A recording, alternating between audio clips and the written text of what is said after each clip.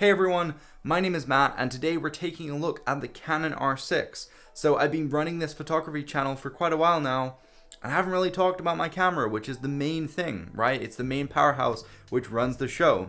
And so I'm using the Canon R6. This is my main camera that I use for my tech channel, which is a pretty professional YouTube channel. It has about 50,000 subscribers, almost. And yeah, it does a great job for my own personal needs as well as business needs. If I'm making content for clients or my professional YouTube channel, then this camera is amazing. The quality is just unbelievable. Now, obviously, you can get better quality cameras. This is obviously a little brother to the Canon R5. It's slightly thinner, slightly lighter, I believe. And obviously, you don't get the 8K. So you're only getting 4K at 60 or you're getting 1080 at 120. So no 4K at 120. I wish I really had that, but it's not a big deal actually, because 120 isn't everything. I actually find myself shooting a lot in 60 FPS is fine, especially if you want to slow it down to 30. You're still getting a pretty good level of slow motion. So honestly, it's not a massive deal breaker for me. And this camera is considerably cheaper than the Canon R5 as well. So it does make a really nice B-roll camera if you have other professional expensive cameras, or if you don't, it makes a really nice main camera. So before I was actually using the Canon R6, I was on the Lumix bandwagon because Lumix was the first to the table in terms of a low-priced 4K mirrorless camera. There was really no alternative from Canon. They didn't even do 4K at that point. Even their really expensive premium lineup of cameras didn't have 4K, and so that's why I decided to move over here, because I wanted that mirrorless camera, I wanted something affordable, and I really wanted 4K. But this thing is just really bad in low light, and the lens selection's terrible because you only have the choice of Lumix lenses or third-party low quality brands, or you go pick up a Metabones adapter, which is just super expensive, and you go ahead and get Canon lenses. So I'm like, if I'm gonna get Canon lenses anyway, I might as well just buy a Canon camera. And a benefit of a Canon camera is there's loads of EF lenses. So for my Canon R6, I actually picked up an RF to EF adapter, and I'm using that right now on my camera. It was £100, which works out to be about $120. That's actually a pretty good price for an adapter. And then once you have that, you can now use any EF lens and all the RF lenses. So another lens I also have for this camera is the RF 50mm lens. Now I picked that up because I wanted a really shallow depth of field, and it's a very small compact lens, great for street photography. 50mm is always a really great way to go. It's just a really nice focal length and there's really great depth, and it's a super cheap camera lens. I mean, it's only like, I think it was like £150 or something I paid for, £140. That's like $180 maybe. That's super cheap for an RF piece of glass. Now, the only issue with it is there's no autofocus switch on the lens, and this is a common issue with RF lenses. So if you want to pick up cheap RF lenses, you don't have that switch, and so if you want to switch on manual focus, you have to dive into the menu and go into all these sub-menus and things in order to turn it off and on. That's really annoying if you just want to quickly flick on and off and use manual focus sometimes, which is pretty much what I do all the time when I'm shooting various tech products. Sometimes autofocus, it kind of misfires, and so I go into manual and just manually focus, then switch back to autofocus and just back and forth. So it's annoying for me to go into that menu. Oh my god, there is a big spider over there. Let me just go get that. Oh, that was a pain in the ass to kill. Okay, back to the camera. So one of the big problems that this camera had in the beginning was overheating issues. That was a big headline. A lot of people, they didn't want to buy this camera because why would you? If it's going to overheat after 20 minutes and then there's no way of you continuing with your shoot, why would you purchase this camera for thousands of pounds or thousands of dollars? Kind of makes no sense, right?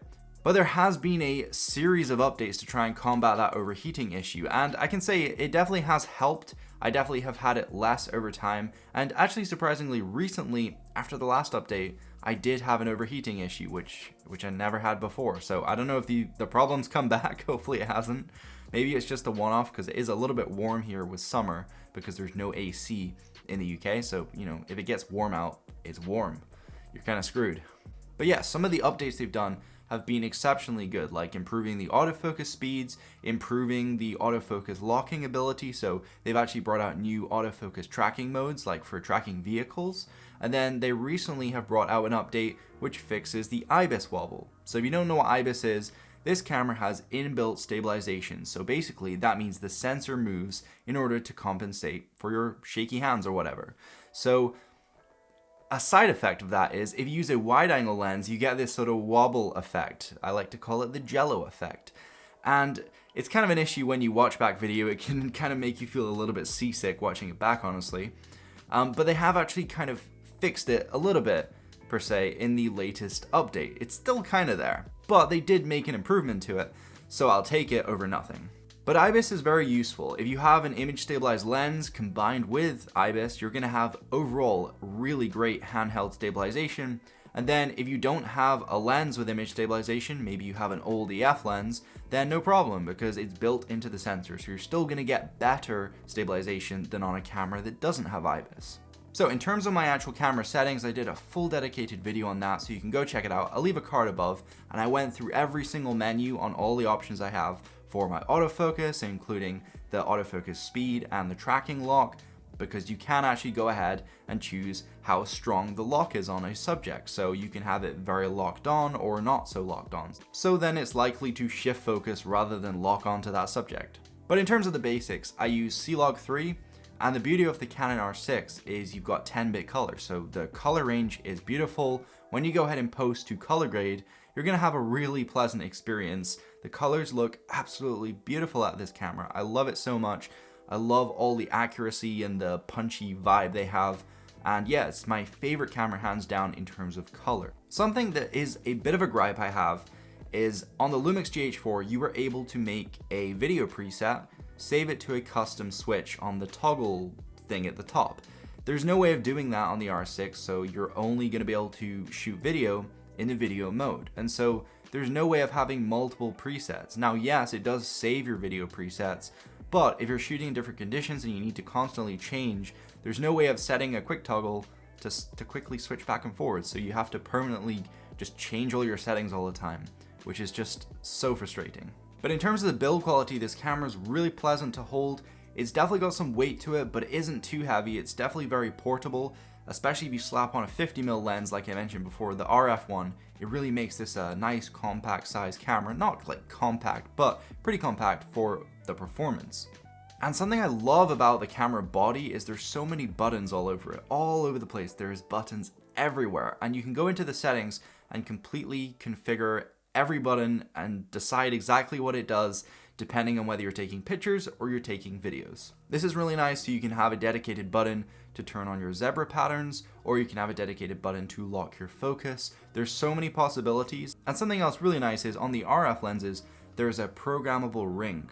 So you can go ahead and program in your settings what that ring does. So it could adjust your exposure, it could adjust your aperture, or it could be your white balance. So there's a lot of possibilities if you have RF glass, and I believe you can pick up an adapter with the ring on it as well, which is pretty cool. Now on the side of the camera, you have this door that opens. That's where your SD card slots are. And yes, I said slots because there's two. So that's something I really like about this camera as well. There's two slots. So you can either have the SD cards be paired up so that they both have a copy of your footage, so you kind of have a backup, or one could be for photos, one could be for videos, or both of them can just be independent storage, so you can basically fill up two cards.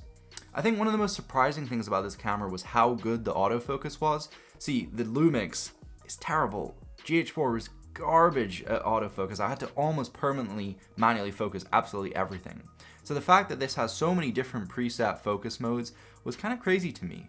Honestly, being able to track vehicles, animals, people, I think people is the best. It actually has eye tracking and it follows your face around. It's amazing. And even using old EF glass with the RF to EF adapter, it still performs great. It's still super fast. And I've just been blown away with how well it performs in terms of the focusing ability. So overall, the 8 months I've had this camera, I'm really impressed with it in terms of the colors, in terms of the quality, the handling, the durability of it. The camera still looks brand new, and I've brought it out and about all over the place. So it definitely is going to hold up well over time. And I can imagine there's going to be a bunch more software updates, maybe more features coming to this camera from Canon, which would be nice. Something I really hope they improve is the Wi-Fi. The Wi-Fi Direct is so bad for some reason. Whenever I connect up my iPad or my iPhone to the camera and try to use the live view feature, it's just super laggy and it always times out. That's something that's kind of a little bit of a bummer because I don't have an external monitor, so that's kind of an issue for me. But in terms of the actual built-in Wi-Fi, if it connects to your router, you're going to have no issues. You can log into your Lightroom account and everything, and it will upload your footage automatically, and it's pretty fast, so I don't understand why the Wi-Fi Direct is so slow. And I feel like since the last update, the battery life has gotten slightly worse. I don't know if that's true, I've heard a few people say the same thing.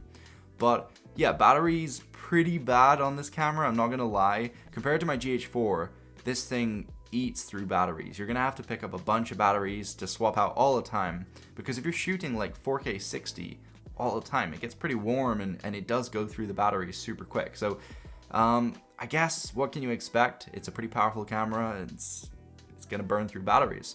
So you might want to pick up a battery grip or just pick up some extra ones to throw in your backpack, but don't go out with one battery in this camera because you're not gonna shoot much. But yeah, that's all I can really say. Hopefully it was helpful for all of you out there who are looking to buy the Canon R6 or just, I don't know, comparing cameras, or maybe you're not even interested in cameras, you just watch this for some random reason, then that's cool, I guess. But yeah, if you guys could subscribe, I'll be doing a lot more content on this camera specifically, as well as drones and other photography, videography type things, because I love it, and it's a passion of mine. So yeah, there'll definitely be more of this. I'll definitely be uploading a little bit more than every 3 weeks or whatever the last upload was. But yeah, hope you guys enjoyed. I'll see you later. Peace.